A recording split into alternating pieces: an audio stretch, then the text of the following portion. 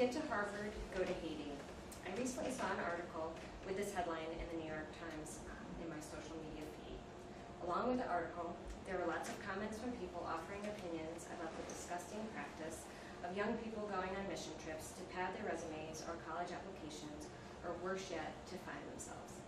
The article suggested that many people participate in mission trips for the sole purpose of checking the right boxes on admission applications or turning, to quote, developing world hardship into a prose-ready opportunity for growth, or turning empathy into an extracurricular activity. While I know that there is some truth to that scenario, and that there are certainly people who go on medical mission trips for the wrong reasons, I felt that the Times article was cynical and not at all representative of my experience. I know that not all global service is created equally, and trying to determine organizations that are ethical can be daunting. Despite their best intentions, some volunteers find themselves experiencing poverty tourism, driving through slums or areas of need, but offering no assistance or support. Some are asked to do things that they're not trained for. Many return home discouraged and disillusioned. To avoid this, the first step for any volunteer is to determine if an organization offers volunteer or community-based experience. Simply put, if the organization puts the priority on the experience of the volunteer or the traveler, they're in the tourism business. But if the community's needs are the priority and they accept only volunteers based on the needs of the community, then they're in the development business. So when a high school student, college, or medical student is part of an international trip, is it altruism, adventurism, voluntourism, or is it a combination of all of them? While many articles are critical of the young and the old who would go on these trips and the organizations who welcome them, I'd like you to know that there's another side to the story. When I was growing up in a small town in Massachusetts, I didn't venture far from my own neighborhood until I was well into my teens. As the youngest of 7, my family did not go on summer vacations, winter vacations, and they didn't participate in any medical or mission work. My dad was a World War II vet, my mom was a stay-at-home mom, and we lived a simple life on a simple street. No one in my family had a passport, and I never recall anyone ever mentioning a desire for one. I never really gave much thought to the world outside my own street, my school, or my city lines. I've never heard the phrases poverty porn or voluntourism, and I'll admit I would have struggled to find Uganda on the map, a country where I have now spent so much time. Fast forward a decade or so, and at this time I'm working for the Department of Family Medicine at Albany Medical College. Through luck, or coincidence, or divine intervention, I found myself helping a second-year medical student and one of our family med faculty put together a medical mission trip to Uganda. They were hoping to break ground on Ngei Health Clinic, a small standalone building that would serve as a medical facility in a rural village that did not have any access to health care. The initial plan was for the clinic to be managed by John Kalule, a Ugandan, and be staffed by visiting physicians once a year. Ngei was initially closed in between mission trips, and the project lived week to week and donation to donation. Fast forward again, and I was asked to help a young girl.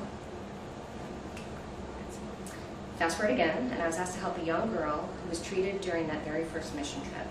Susan Nebukenya was severely burned and in desperate need of medical care. Because I struggled with the word no, I spent the next year working with a team of passionate volunteers to bring Susan to Boston Shriners Burn Center. Little did I know that meeting Susan was the first chapter in what would be an amazing journey for me, and it would take me across the world several times over. Back then, I had no idea that this request would split my world wide open, and that I would be exposed to a world full of medical missions, public health projects, solar power electronic medical records, fundraising, marketing, and the broken Ugandan public school system. After working to bring Susan to the U.S., nothing was ever the same for me, or for my children, or for the people of Ngei Village. In hindsight, I guess I was the example of that fresh-faced high school student, setting off for a 2-week mission trip, bags overpacked, wide-eyed, freshly vaccinated, and on that first day I arrived at Entebbe Airport, I was completely overwhelmed. I was excited to get my very first passport stamp, but I lacked any real skill set. I had no idea what I didn't know. I remember very vividly walking out of the airport at midnight into the thick Ugandan heat, thousands of bugs drawn to the light, The air was hanging heavy with humidity and the smell of gasoline. An unfamiliar language swirled all around me, and I began to panic just a bit. Realizing I had just literally flown across the world, I was completely unprepared and had no idea what was ahead of me. It was not the first time I would wonder if I had made a terrible mistake. However, the next day, when we turned down the dusty road in the bright sunshine, Engay Health Clinic stood before me like a beacon. We had literally built the building. The small white clinic was surrounded by banana trees, and patients lined up outside dressed in rich colors, and dozens of children were running around. I reconnected with Susan and met the other students who were now part of the Engay Scholars Program, an education scholarship program that a friend and I developed sitting at my kitchen table in upstate New York. I witnessed the clinic in action. That's Susan. I witnessed the clinic in action, this unrealistic idea come to life through the hard work of a small group of medical students and one visionary Ugandan, John Kalule. I watched our visiting physicians and medical students provide compassionate care to patients who had lined up the day before, spending hours in the hot sun, waiting for their turn to be seen by the visitors, or the Mzungus as they called us. Yes, I took photos with many of the children, and anyone who knows me knows I took a lot of photos. Dirty, dusty, sitting on my lap and smiling for the camera. And yes, I was finding my purpose and what would drive me for the next 10 years in these simple moments captured on my Facebook feed. So you could ask, what makes my photos different from the adventurism photos ridiculed so much on social media? I'm not exactly sure, but I believe they are different because many of the people in those photos spent the next 10 years building relationships, partnerships, doing hard work, and making mistakes, and we made a lot of mistakes. Together, we developed successful projects, we accepted failures, organized dozens more mission trips, we built a strong board of directors, and then we created the NGO's mission and goals, writing and rewriting them many times over the years. We hired adequate staff, learned some hard lessons, and then recruited exceptional ones. We expanded the Engay Scholars Program, and it eventually grew to include up to 50 children. We later partnered with local schools to provide everything from clean water, new latrines, visiting teachers, solar power, and so much more. Despite my lack of skills, on that first trip I was forever changed, and I returned home with a strong desire to continue working on behalf of those in need both at home and abroad. While I personally lacked most of the skills that Engay needed, I learned that I was good at recognizing the physician, attorney, business person, or professor who had exactly the gifts we needed. My job became to talk them into giving up 2 weeks of their precious vacation time and travel across the world and share those gifts with Engay, and thankfully many of them have, some of them sitting in this room. You could say that I was one of those who came home with a new purpose. Over the next 10 years, this haphazard team of family docs, residents, medical students, support staff, lawyers, entrepreneurs, teachers, high school students, college students, interns, and fellows all came together in this small community on the other side of the world. Over time, we learned to truly work with our Ugandan partners and learned the hard way that so much can be lost in translation and through email. Still, many of us were transformed in the process. We discovered skills we didn't know we had. We made lifelong friends, studied programs and projects we had never heard of before, and in a sense, in those early years, we truly did find ourselves, just like those vilified college applicants described in the New York Times article. While my first trip abroad set my own life on a new trajectory, I was struck by the impact it had on my family, friends, co-workers, and most importantly, to my 2 children. They were middle school students when Susan and John Kalule first came to the United States. The experience made my children want to be part of the Engay Scholars Program, and they decided to each sponsor a student through babysitting jobs and bagging groceries. They experienced their first global mission, but from home.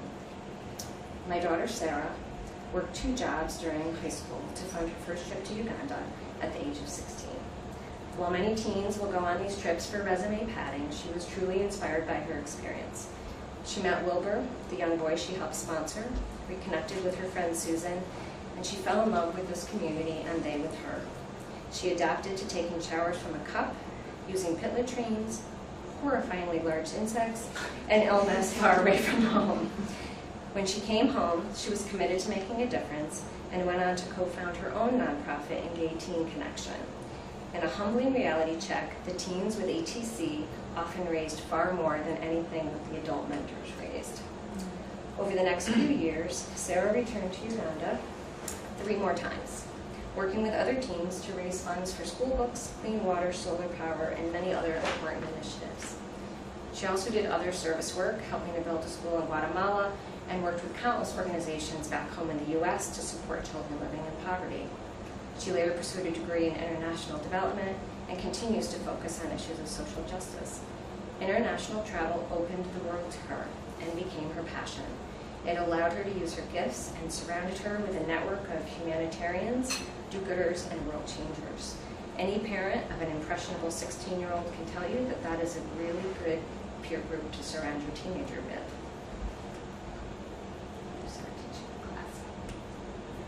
My son Rob set off on a different path, studying political science and mathematics while as an undergrad. Almost 2 years after graduation, he made his first trip to Engage to meet Jeff, the young boy he had sponsored for 9 years. After hearing about Engage for so long, he was finally able to step foot on the property and assist with small projects. Like me, he lacked any skill set, like the medical team around him, and it was frustrating. But after he returned home and after some contemplation, he decided to go back to school, and he's just begun nursing school. So did he find his purpose while at Engage? Possibly. Would he have found his way to nursing school without the trip? I honestly don't think so. Will he return to Engage when he completes nursing school and be able to contribute to the overall mission? Absolutely. Has the experience of international mission trips bolstered my children's resumes and opened doors for them for college and employment? Absolutely. But more importantly, their experiences have helped them become better humans, and their effort has had a positive impact on so many children and families in Gay Village. I believe that every volunteer who has traveled to Gay Village has had an impact on the community, as well as being personally impacted as well. Even the difficult ones have had value because they taught us something in the process. Some may only travel there once, but their contribution still has value. Many are now on their 3rd or 4th trip, and each time they seem to bring a friend or a colleague, and our network continues to expand. Each visitor pays $35 a day for room and board. The money goes directly to the cost of running the clinic, Ugandan staff salaries, and medications for the pharmacy. Their global experience for 2 weeks has a direct impact on the clinic's ability to provide health care in a rural area struggling with heartbreaking poverty. Today, Engage now has a fully functioning laboratory, a pharmacy, solar power, electronic medical records, running water, an ambulance, and quality housing for 9 full-time Ugandan staff, most of them women. These hardworking Ugandans see patients 6 days a week, and medical missions are now more of an educational arm of the organization. We've begun a women's microfinance program, and in 2017, hope to break ground on a freestanding maternity clinic, saving many lives. Dozens of children are in quality schools with dreams to return to their village and give back. But don't let me fool you with only stories of success. I have witnessed up close the realities of poverty, illness, and abuse. My heart has been broken, and at times I have struggled to overcome the feeling of helplessness at the problems some of these villagers face. Despite this, I believe that the U.S. members of Engage and our Ugandan partners have found purpose together. Today, our board continues to debate what type of volunteer we should accept. In our first few years, we said yes to many visitors when we should have said no. We mistakenly thought that if someone was willing to take vacation time and pay thousands of dollars in travel costs, they would make a positive impact. It took time and a few really difficult visitors to realize that this was not the case.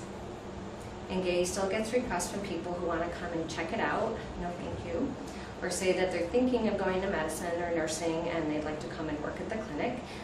No thank you, but please call us when you're licensed.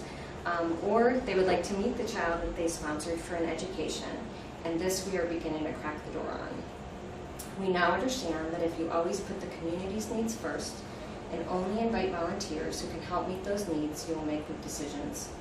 We also understand that when you accept volunteers simply because they're willing to come, or can afford to come, you're letting the organization and the community you serve down. We now have longstanding partnerships with institutions like Albany Family Medicine, Union College, and the State University School of Public Health, just to name a few.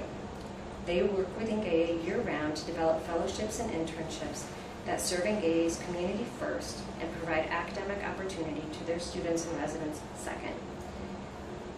Medical mission trips are only accepted from a handful of academic institutions who are willing to spend months preparing their physicians, residents, and students for the needs of Engaya Village.